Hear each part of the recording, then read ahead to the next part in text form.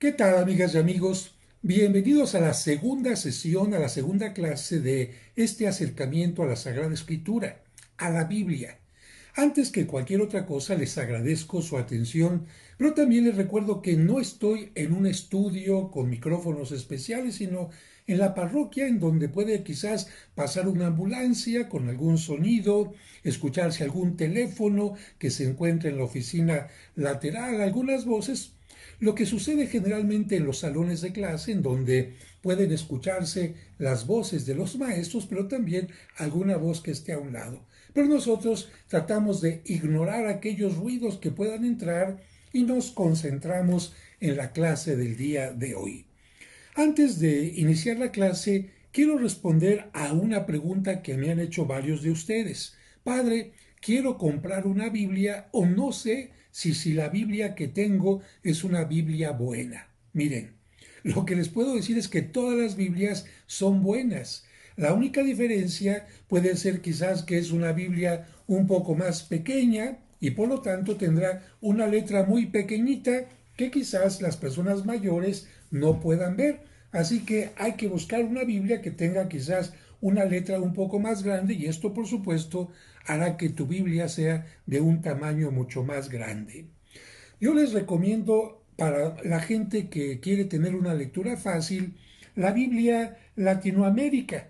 Es una Biblia sobre todo que tiene una traducción de acuerdo a el lenguaje que hablamos en Latinoamérica, porque hay algunas Biblias que tienen más bien un lenguaje de acuerdo a España, o bien algunas Biblias que tienen un lenguaje universal, pero hay ciertas palabras que no se pueden comprender.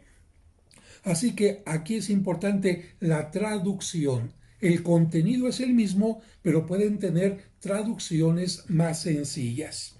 Por otra parte, te quiero comentar que hay Biblias que tienen los libros completos que aceptamos los católicos y algunas Biblias que no los tienen.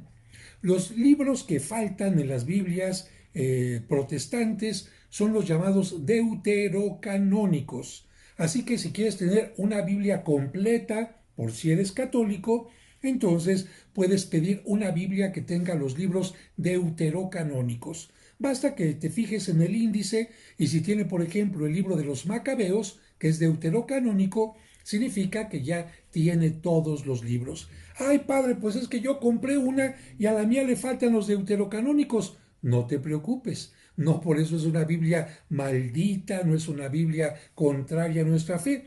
Simplemente le faltan algunos libros y es importante que tú lo sepas.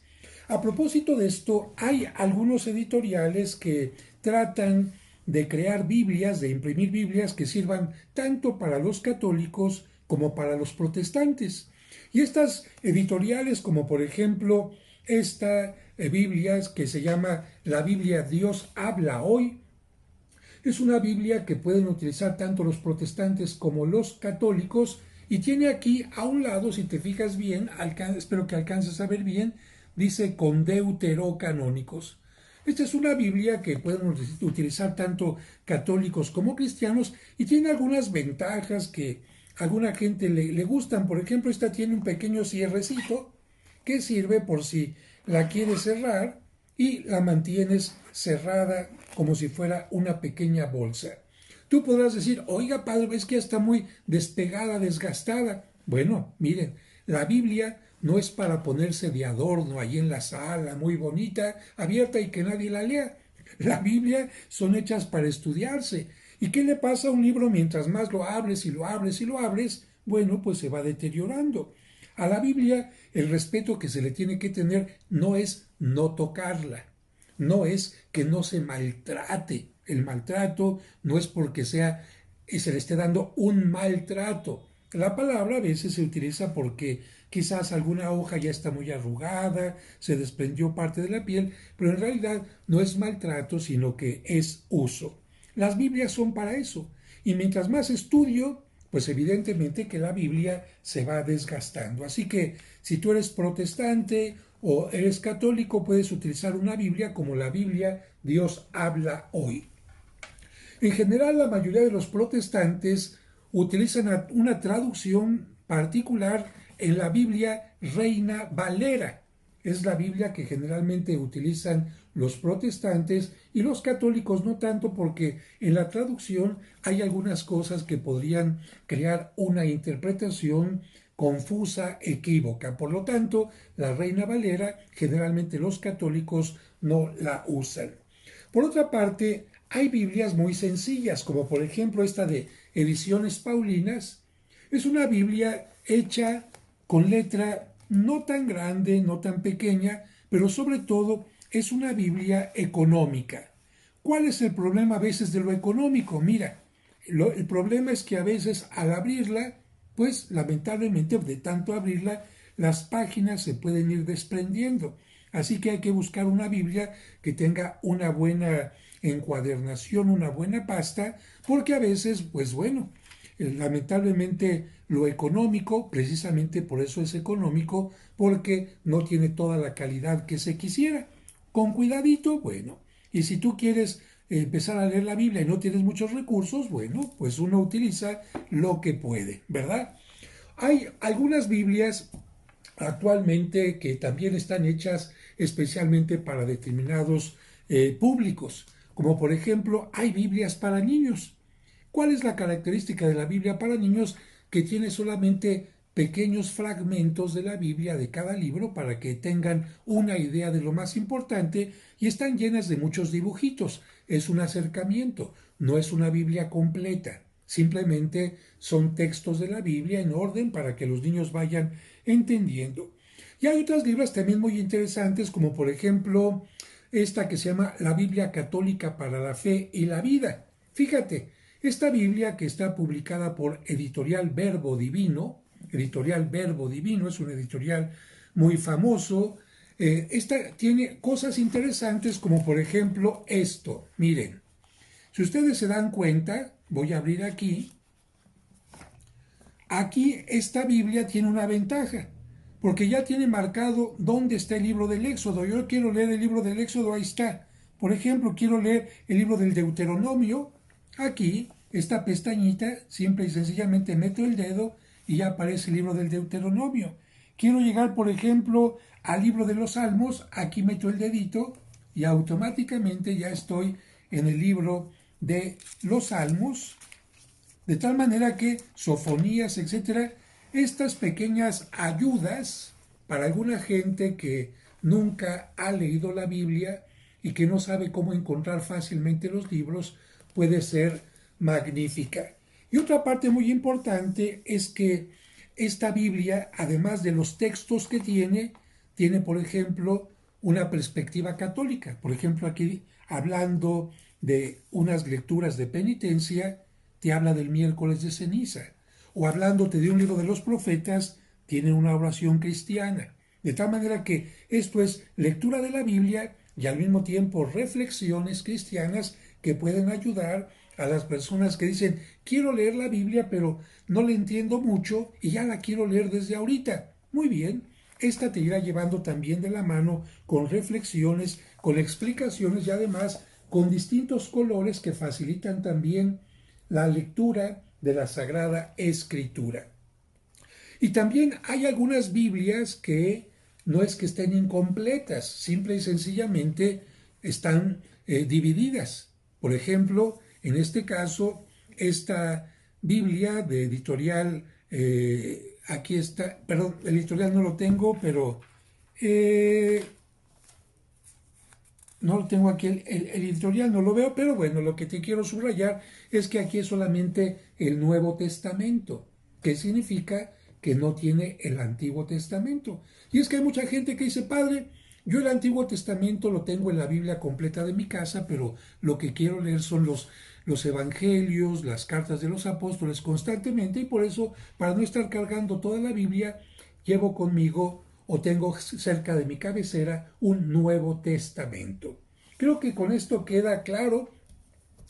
Así que si quieres escoger una Biblia, no la escojas por lo bonito, aunque hay Biblias muy bonitas. No la escojas por lo caro, porque hay muchas Biblias que tienen grandes ilustraciones y dibujos. Busca una Biblia de acuerdo a lo que tú necesitas, el tamaño de letra y sobre todo una traducción cercana a lo que tú necesitas para que sea más fácil de comprender. Bueno, y de acuerdo a lo que puedo hacer en este momento por ustedes, porque tengo muchísimo trabajo, voy a ir subiendo las clases de Biblia los domingos por la noche y los miércoles, para que puedan leerla quizás o ver la clase el domingo, lunes, martes o el miércoles, y el miércoles ya por la noche ver la siguiente lección. Y recuerden que si alguien no ha visto las lecciones anteriores, las puede ver en mi canal, ahí están todas, simplemente las busca y ahí van apareciendo todas las lecciones que vamos subiendo. Y algo más, en poco tiempo en mi página de internet, que es padrejose.mx, ahí están todos los videos de Tierra Santa, ahí están todos los videos que he hecho, los programas de radio y también los cursos. Curso de Biblia, curso de psicología de tanatología, curso de autoestima, curso de cómo enfrentar la vida en medio de los dolores, cómo aprender de las equivocaciones. Todo lo que ustedes gusten estará ahí porque los dirigirá directamente a los videos de YouTube. Segundo tema de este libro que estamos tomando como guía para nuestra información bíblica será este. Acuérdate que el primero fue la estructura de la Biblia, cómo está formada esencialmente, aunque vamos a ir avanzando un poco más. El número 2, el capítulo 2, es Dios, autor principal de la Biblia. Dios, el autor principal de la Biblia. Padre, pero es que usted nos dijo que la Biblia se escribió durante miles de años, pero que algunas personas escribieron. A ver, sí, pero tenemos que decir esta frase, este tema fundamental. El autor de la Biblia no es un humano. El autor de la Biblia no es un profeta. El autor de la Biblia es Dios. Y aquí comienza este capítulo con una frase del Concilio Vaticano II, este concilio que reunió al Papa y a todos los obispos del mundo en una búsqueda de hacer que tanto la Biblia como todo lo que se refiere a la Iglesia estuviera más cercano a la gente y fuera comprendido por todos. Bueno, hacia el año 62. Dice así una frase del Concilio Vaticano: Dios habla en la Escritura por medio de hombres y en lenguaje humano. Fíjense, 3 puntos importantes que subrayamos aquí. Dios habla en la Escritura. Punto 1. Punto 2, por medio de personas humanas. Y punto 3, en lenguaje humano. Y estos 3 puntos los vamos a ir poco a poquito descifrando, comprendiendo. Vamos a estudiar especialmente hoy el punto número 1. Dios nos habla en la Escritura. Dios nos habla en la Escritura. Y segundo punto, hoy, ¿de qué cosas nos habla? Y tercer punto, ¿cómo nos habla? Y vamos a ver qué nos dice aquí. Dios nos habla en la Escritura como autor principal de ella. La Biblia es palabra de Dios. Fíjate, siempre que escuchas la Sagrada Escritura proclamada en la Santa Misa, después de que se ha proclamado, ¿qué es lo que dice el lector? ¿Qué es lo que dice el sacerdote? Esta es palabra de Dios. Bueno, por lo tanto, la Biblia es su pensamiento expresado, fíjate bien, a través de, vamos a llamarle así, sonidos humanos. Es su estilo de hablar a la humanidad. ¿Y por qué quiere hablar? ¿Y cómo lo fue haciendo? Bien, Dios escogió un pueblo. ¿Cuál pueblo? El pueblo de Israel, en el que a través de una larga historia fue manifestando su designio de salvación por medio de los acontecimientos y las obras que él fue disponiendo. Así que Dios nos va a hablar a través de la historia de este pueblo de Israel, que no solamente él escogió, sino que él fue formando. ¿Y cómo nos va a ir hablando? A través de los acontecimientos que le van pasando a este pueblo, a través de las obras que Dios va realizando en ese pueblo. Pero no solamente Dios habla a una colectividad, no solamente Dios le habló a aquel pueblo de Israel a través de su palabra, sino también te habla a ti, me habla a mí. También Dios habla al individuo y nos habla a cada uno de nosotros. ¿Para qué? Para comunicarnos su mensaje de amor, de vida y de salvación personal. Fíjate qué bonito. ¿Qué es lo que Dios quiere que sepamos? Su mensaje de amor, que Él nos ama, de vida, que tengamos la vida plena y de salvación personal. Salvarnos a cada uno de nosotros. Para eso va a servir la Biblia.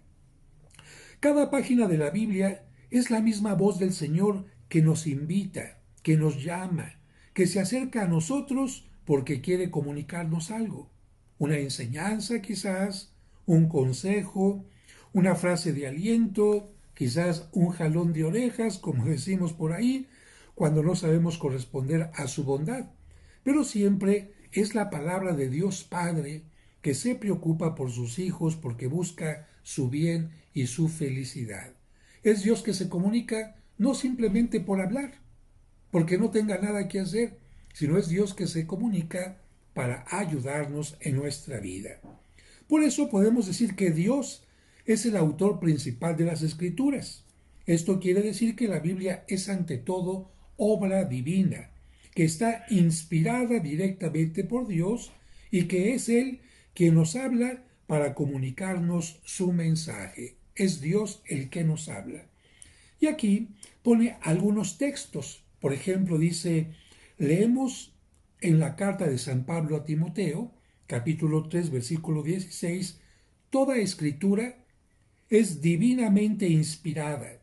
Esto es, toda escritura es obra de Dios que inspira al hombre lo que quiere. Aquí se refiere a toda escritura sagrada de la Biblia. En la segunda carta de San Pedro, capítulo 1, versículo 21, se dice, la profecía no ha sido jamás proferida por voluntad humana, sino que, llevados del Espíritu Santo, hablaron los hombres de parte de Dios. Aquí también queda muy claro. Si los profetas que nosotros leemos en la Sagrada Escritura nos dan un mensaje, no es porque a ellos se les haya ocurrido. Ay, es que a mí se me ocurrió esto. No, es porque Dios les inspiró para que dijeran lo que tenían que decir o escribir lo que tenían que escribir.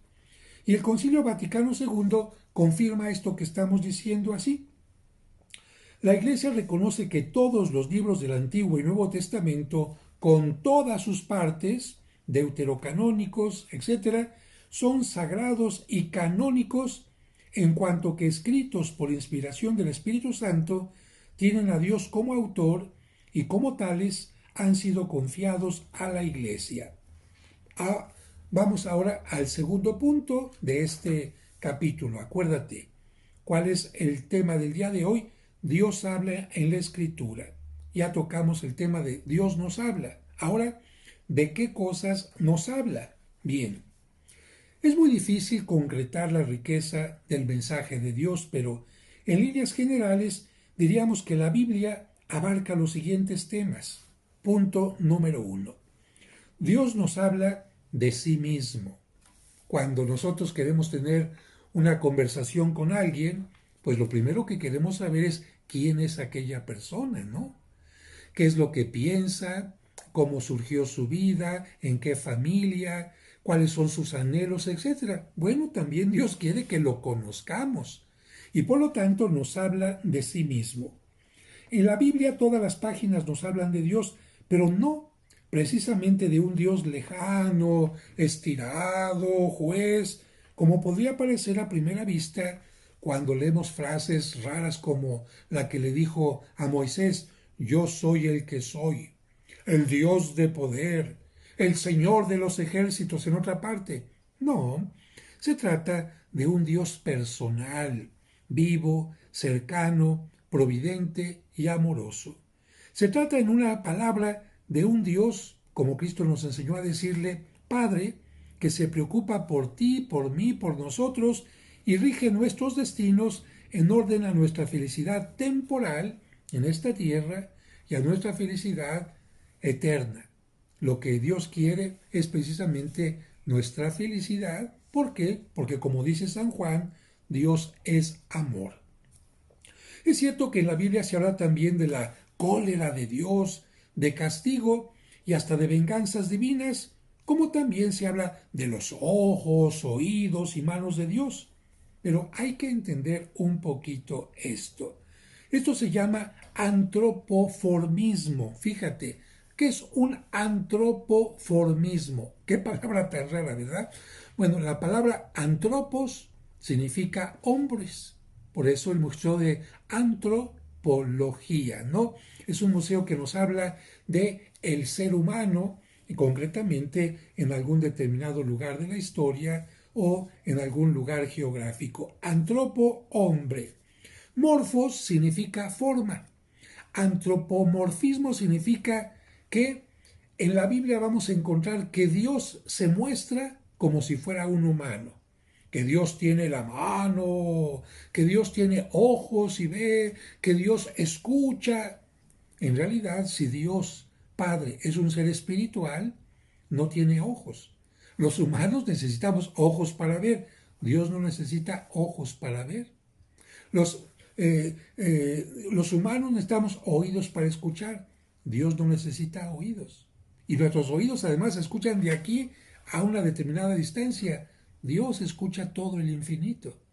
Por lo tanto, decir que Dios tiene oídos, ojos, que se enoja, que se deja llevar por la cólera, que ya hizo berrinche, es una forma de hablar para que entendamos un mensaje de Dios. Así que si en la Biblia de repente encuentras a un Dios muy humano, con sus cascarrabias y con sus cambios de carácter, es para darnos un mensaje. No es que Dios sea así. Son, como dice aquí, maneras de expresarnos los hombres. Y Dios tiene que utilizar nuestra manera de expresarnos para darse a entender. El Dios de la Biblia es ante todo un Dios misericordioso, amable, clemente, que envía a su Hijo a nosotros porque nos ama. Porque aquí te voy a hacer una pregunta. Mira, si a alguien no le interesaran los demás, ¿tú crees que se pondría a platicar con ellos? Diría, a mí no me interesa hablar con esta gente, no me interesa. De hecho, hay mucha gente que por eso no quiere hablar con los demás, porque no tiene interés en los demás. Si Dios habla, si Dios quiere hablar con nosotros, ¿qué significa? Que le interesamos. Esto es maravilloso. Punto 2. Nos habla entonces de qué cosas nos habla Dios en la Biblia. Uno, nos habla de Él mismo. Punto 2 ahora. Nos habla del hombre. Y cuando se dice hombre, entendemos que también, por supuesto, de la mujer. Solamente que han cambiado actualmente tantas formas que cuando decimos hombre ya no se entiende que decimos mujer. Bueno, en la forma antigua, cuando se dice hombre significa humanidad. Nos habla del hombre y nos dice que él mismo lo creó, formándolo a imagen y semejanza suya. Qué hermoso que Dios nos haya creado. La palabra imagen y semejanza en hebreo significa más que retrato, reproducción. Como si Dios se hubiera reproducido para que nosotros naciéramos. Y tú sabes que el acto de reproducción es en el ser humano, o por lo menos tendría que ser, el acto más hermoso de amor. El hombre es imagen y semejanza de Dios porque participa reproduciéndolas de las bondades y cualidades divinas. Nos dice el Salmo número 8, lo hiciste poco menos que Dios al ser humano. Lo has coronado de gloria y dignidad. Le diste el señorío sobre las obras de tus manos, todo lo has puesto debajo de sus pies. Todo eso es la esencia de la naturaleza humana. Claro que el hombre, a pesar de su grandeza y señorío, está revestido de carne débil, tenemos inclinaciones que nos invitan al pecado, al rebajamiento, al barro, y nos rebajamos, dando al traste, como dicen algunos, al cuerno, otros más fuerte, al carajo, con nuestra grandeza. Pero Dios nos creó a imagen y semejanza suya, con grandes cualidades que lamentablemente a veces echamos a perder. ¿Y qué es lo que pasa cuando hacemos esto? Pues rompemos las relaciones con Dios, nos volvemos infieles a su amor.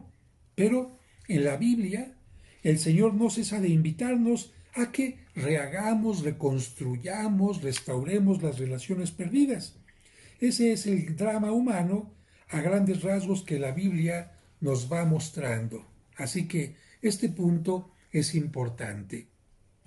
En la Biblia se nos va a estar hablando constantemente de cómo Dios nos invita a tener una amistad y el hombre, desde tiempo de Adán y después en tiempo de Noé y con Moisés y con los profetas y con los reyes, rompemos esa relación, pero Dios nos dice, lo sigo buscando.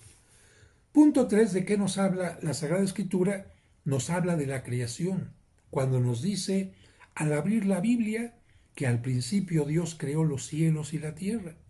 Pero fíjense bien, el mensaje no intenta dar de la creación una descripción científica, sino una información popular. Y aquí me detengo un poquito.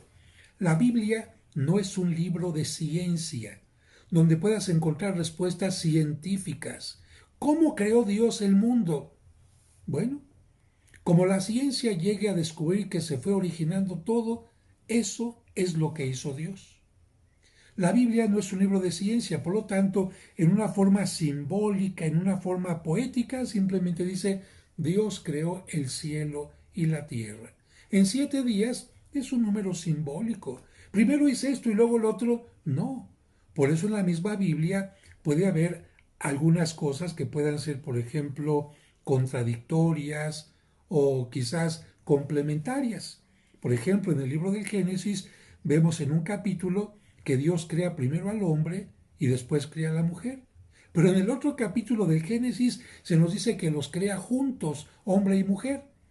Ya con esto te das cuenta que no es un libro que esté hablando de tal cual como fue creando Dios, sino la afirmación importante es que Dios creó absolutamente todo cuanto existe. Pero a pesar de esta intención sencilla del Génesis, resulta todo un poema elocuente de la grandeza del Creador y por eso da gusto leer las primeras páginas de la Biblia en que el autor va descubriendo con pinceles maravillosos la obra creadora del mundo para que veamos ya en esos párrafos el punto de partida del plan divino y de la historia de salvación. Es como cuando se va a comenzar una historia. Está la escenografía, las luces, la creación de los personajes, ya después vendrá la historia. El libro del Génesis nos muestra solamente lo inicial. Así que Dios nos habla de él, del ser humano, también de la creación. Punto 4, nos habla de la historia de la salvación. No es la historia de México, la historia de Estados Unidos, la historia de Europa, no, la historia de cómo Dios va haciendo lo necesario para salvar a la humanidad. Podríamos decir que toda la Biblia es fundamentalmente la historia de la salvación, la historia de un pueblo que el mismo Dios escoge para que a través de él vaya transmitiendo el mensaje salvador a toda la humanidad. Y atención, aquí aunque podemos decir que nos habla Dios de el pueblo de Israel, no es solamente la historia de la salvación del pueblo de Israel, aunque los judíos solamente toman esta parte, no. La Biblia continúa con la formación de la iglesia instituida por Cristo y por lo tanto también es la historia de la salvación de quienes formamos parte de la iglesia. Punto quinto. La Biblia nos habla de Jesucristo, lo que te acabo de decir, el enviado de Dios al mundo cuya misión principal es reconciliarnos con el Padre. ¿A qué viene Cristo? A amenazarnos. ¿A qué viene Cristo? A condenarnos. ¿A qué viene Cristo? A decirnos que somos de lo peor. No, Cristo viene a reconciliarnos con el Padre. El mismo Jesús le dijo a Nicodemo, tanto amó Dios al mundo que le dio a su Hijo único para que todos los que crean en Él no perezcan, sino que tengan vida eterna. Capítulo 3 del Evangelio de San Juan, versículo 16. El Antiguo Testamento es una promesa de la venida de Cristo, de la llegada de Cristo. El Nuevo Testamento nos manifiesta el cumplimiento de esta promesa y por eso ambos testamentos, la promesa del Mesías y la llegada del Mesías en el Nuevo Testamento, están íntimamente ligados entre sí. Punto número 6. ¿De qué nos sigue hablando la Biblia? Nos habla del reino de Dios. He aquí, leemos en el capítulo 12 de San Mateo, versículo 28, que ha llegado a nosotros el reino de Dios. Toda la misión salvadora del Mesías se concentra en la idea del reino de Dios. Es decir, Cristo nos viene a decir, los reinos que ustedes tienen son reinos en los que solamente se toma en cuenta a algunos, en que se desprecia a otros, son reinos de injusticia, de guerra, etc. Y por lo tanto, yo vengo a instituir un nuevo reino. Por eso decimos nosotros en el Padre Nuestro, venga a nosotros tu reino. Cristo viene a traernos ese reino que se hace presente en el mundo, nos dice Cristo, lentamente, porque no es por la fuerza, es por convicción de cada uno de los seres humanos, y por eso Cristo dice, el reino va empezando como un grano de mostaza, Mateo 13, versículo 31, o como un poquito de levadura, Mateo 13, 33, pero que llegará a crecer, a crecer, a crecer, a crecer, y llegará a su plenitud al final de los tiempos. Más aún, ese reino no solo está presente en el mundo, sino que ya está dentro de nosotros. Así lo dice San Lucas en el capítulo 17, versículo 21. Esa gente que tiene ganas de ser mejor, de cambiar, y que da 3 pasitos para el frente y 1 para atrás, bueno, ese deseo de avanzar, de convertirse, de ser mejor, es el reino de Dios que ya está en su mente y en su corazón.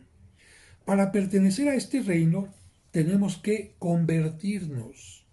Arrepiéntanse porque se acerca el reino de Dios, dice San Mateo en el capítulo 4, versículo 17. Y signos de pertenencia a este reino, ¿cómo sé yo que pertenezco a este reino? Son, dice Mateo 6:33, el amor a los hermanos. Juan 13:35, la pobreza. Mateo 5:3, las persecuciones sufridas. Mateo 5:10 y otros que aparecen en los evangelios. Así que reino de Dios.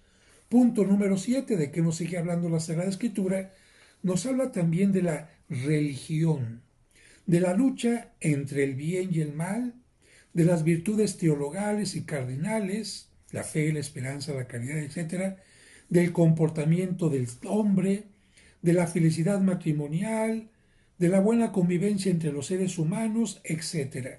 Todas estas cosas, de alguna manera, están en la Sagrada Escritura.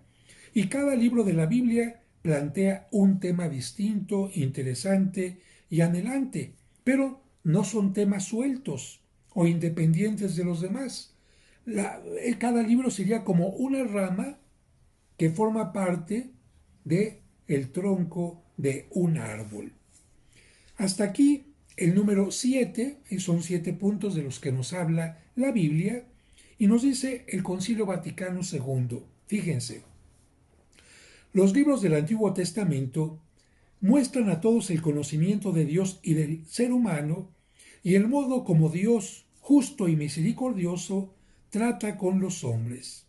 Estos libros, aunque contienen elementos imperfectos y pasajeros, enseñan la pedagogía divina. ¿Sabes qué es un pedagogo? Bueno, en la antigüedad, un pedagogo era el esclavo que se encargaba de llevar a los niños de la casa a la escuela y de ayudarle a que estudiara y aprendiera la lección. De esta palabra pedagogo, que era el esclavo en aquellos tiempos, surgió la palabra pedagogía, que actualmente significa el método más adecuado y oportuno para que una persona aprenda algo. Y Dios en la Biblia va teniendo una pedagogía. Así como el papá le va exigiendo al niño chiquito cosas pequeñas cuando es niño, pero cuando va creciendo le va exigiendo más, así Dios en el Antiguo Testamento va a pedir ciertas cosas que van a ser superadas por una actitud y una comprensión mayor en el Nuevo Testamento. Por eso los cristianos debemos recibirlos, todos estos libros, con devoción, porque expresan un vivo sentido de Dios, contienen enseñanzas sublimes sobre Dios y una sabiduría salvadora acerca del hombre, encierran tesoros de oración y esconden el misterio de nuestra salvación. En resumen, la Biblia es un libro, el gran libro que nos dice cómo todas las cosas creadas, materiales y espirituales, vienen de Dios, se sostienen gracias a su providencia amorosa y vuelven definitivamente a Él. Y hasta aquí hemos llegado ya a la número 2, a la lección número 2 de estas lecciones bíblicas, que son 20 y que estaremos subiendo 2 cada semana. Espero, amigos, que con esto hayamos avanzado un poquito más. No se desesperen, poco a poquito.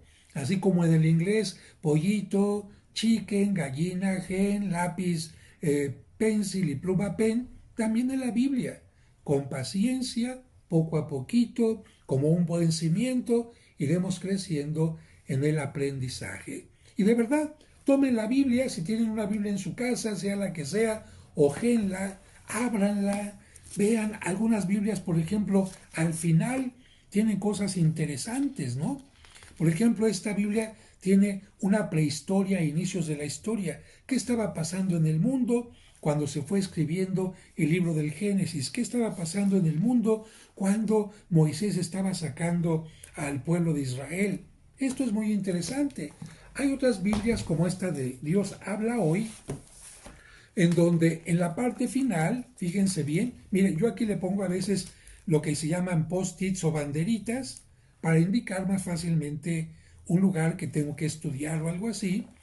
Y les decía, por ejemplo, esta Biblia de Dios habla hoy tiene al final un glosario que nos ayuda a entender las palabras. Por ejemplo, filisteos eran unos de los llamados pueblos del mar, procedían de la isla de Creta, invadieron Palestina, tal, ¿no? Eunuco designaba a un hombre que había sido castrado para servir como cuidador de una mujer, ¿no? Así podemos encontrar nosotros glosarios y otras cosas también que pueden ser interesantes, como por ejemplo mapas. Miren, esta Biblia de repente nos muestra por dónde andaban el pueblo de Israel, cuáles fueron los viajes de San Pablo, dónde estaban localizadas cada una de las familias de Jacob.